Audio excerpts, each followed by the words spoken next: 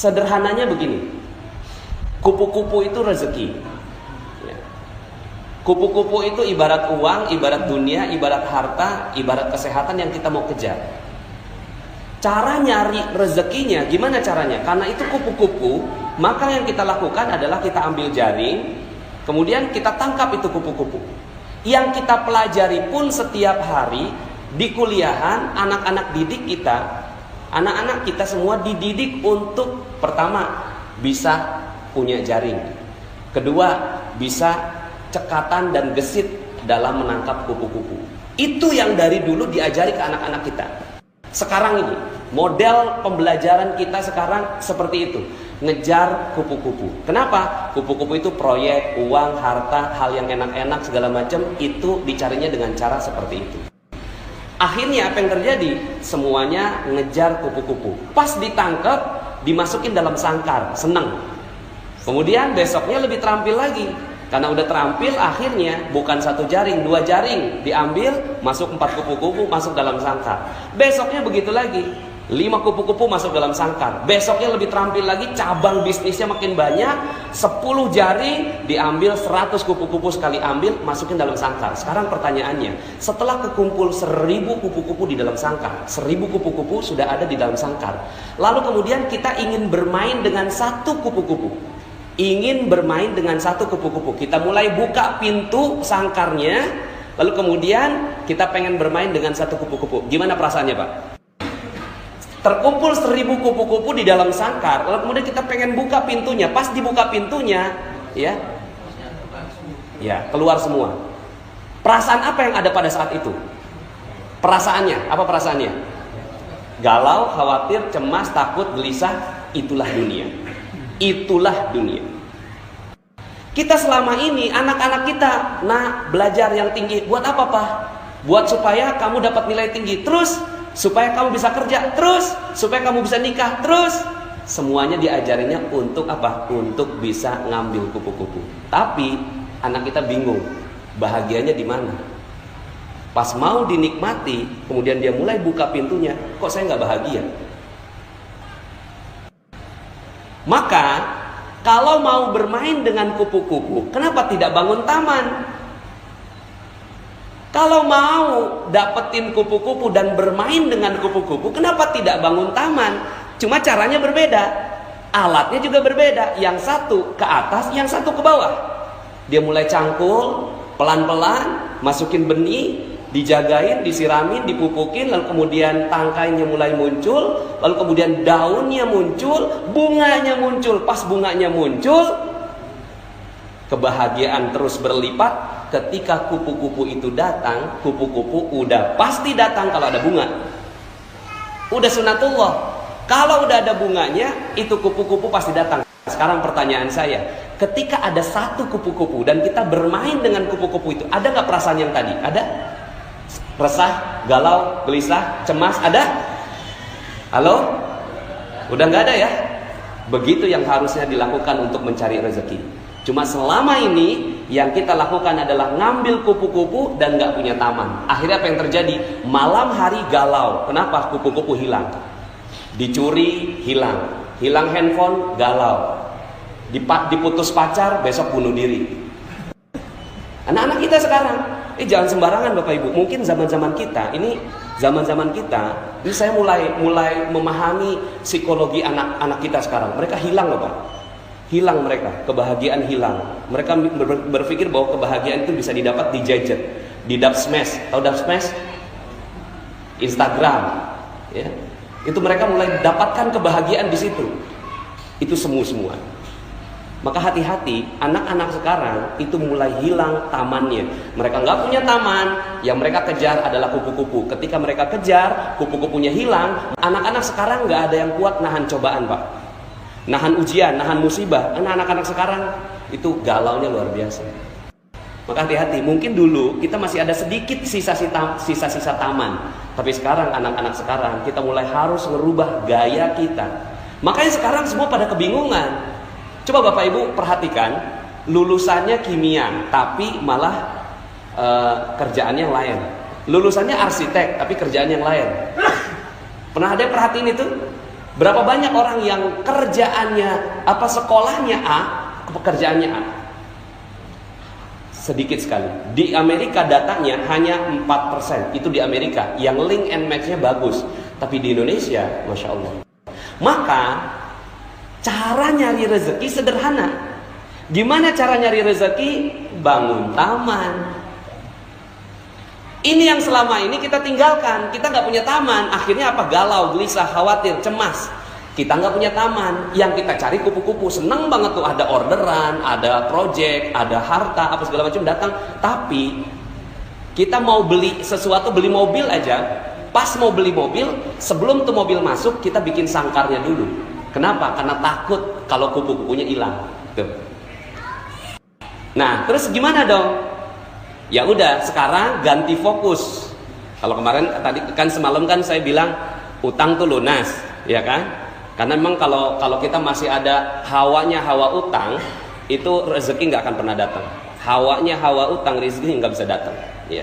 Tapi kalau hawanya utang udah lunas, insya Allah gampang banget tuh datang. Nah itu salah satu tamannya rezeki. Nah untuk memupuk itu ada 3 hal. Fokuslah pada 3 hal ini. Fokuslah pada 3 hal. Pertama, pikiran yang positif. Pikiran yang positif bahwa segala sesuatu bagus, segala sesuatu indah, husnudzon billah. Ini adalah taman yang paling indah. Taman yang paling indah adalah husnudzon billah. Husnudzon billah itu apa? Pokoknya semuanya positif dah. Masuk rumah sakit positif, ya kan?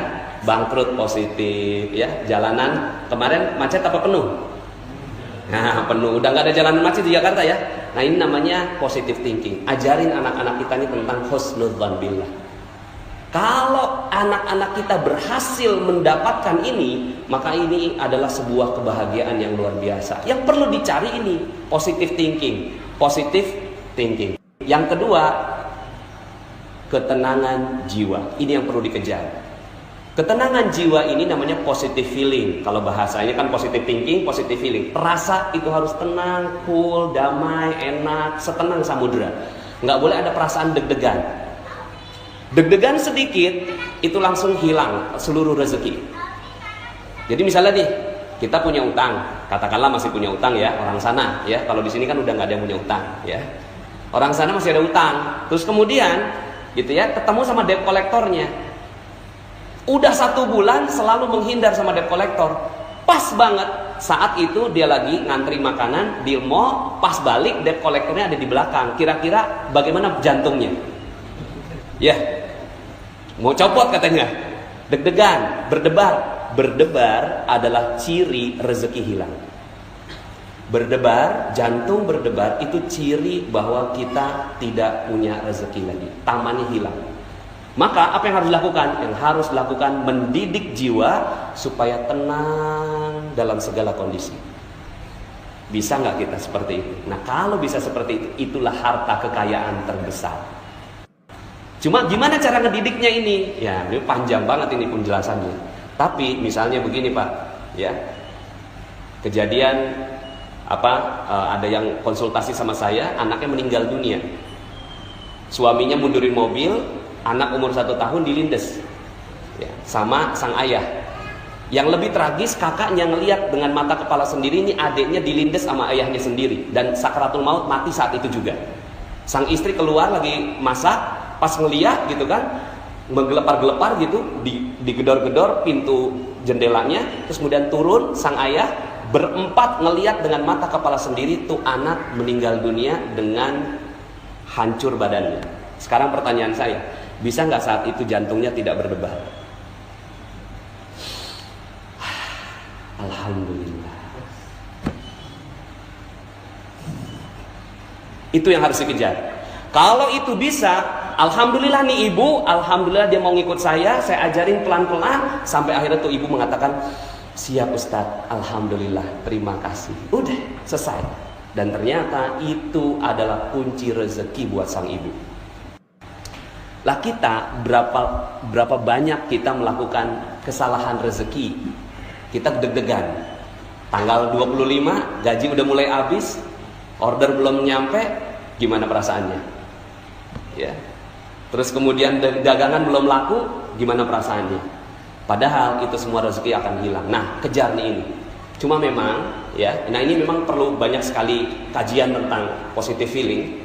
Cuma bocorannya adalah positive healing hanya bisa didapatkan dengan ibadah. Positive feeling hanya bisa didapatkan dengan ibadah. Kalau positive thinking masih bisa sendiri. Positive thinking nih, bagus itu, oke, alhamdulillah, gitu ya, masih bisa. Tapi kalau positive feeling udah nggak bisa lagi dengan upaya sendiri, dia harus butuh bantuan Allah Subhanahu Wa Taala. Maka di titik itulah ibadah berkumpul seperti ini mahal harganya.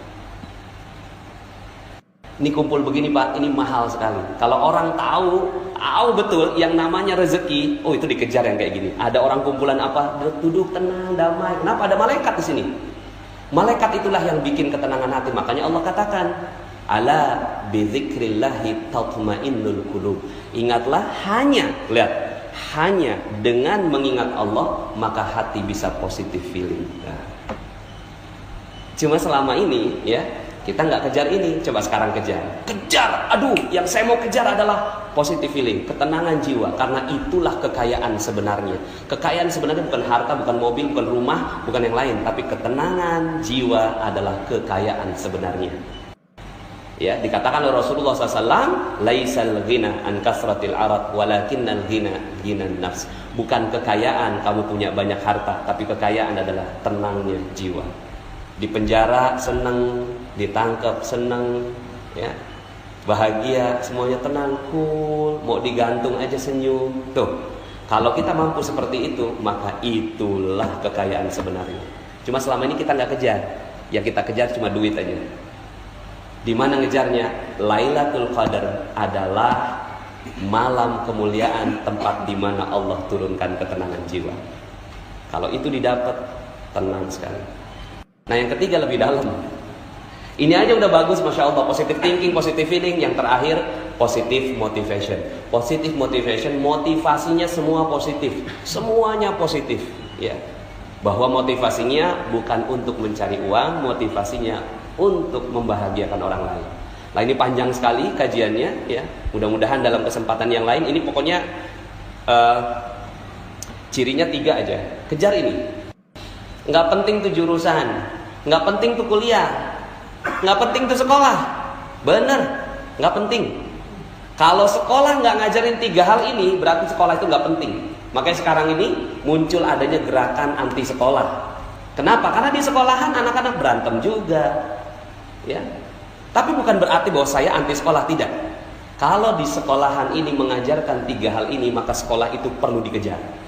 Tapi kalau sekolahan ini nggak ada yang kayak gini, nggak ada 3 hal ini, yang diajarin cuma matematik, fisika, kimia, biologi, arsitektur, ya, kemudian astronomi, itu dia berarti ngajarin kupu-kupu. Tapi kalau dia ngajarin taman, dia ngajarin 3 hal ini, sehingga anak ada apapun dia senang, bahagia. Anak ada apapun dia tenang. Ada azan, dia langsung lari ngejar tuh azan. Kenapa? Di situ ada ketenangan jiwaku, Pak. Di situ ada ketenangan jiwaku, mah. Maka aku akan kejar itu. Kalau ada sekolah yang ngajarin kayak gini, kejar ke sekolah. Karena itulah sebenar-benarnya kekayaan. Demikian, mohon maaf atas segala kekurangan. Kita balik semuanya logika rezeki kita supaya kita betul-betul dapetin rezeki yang insya Allah barokah.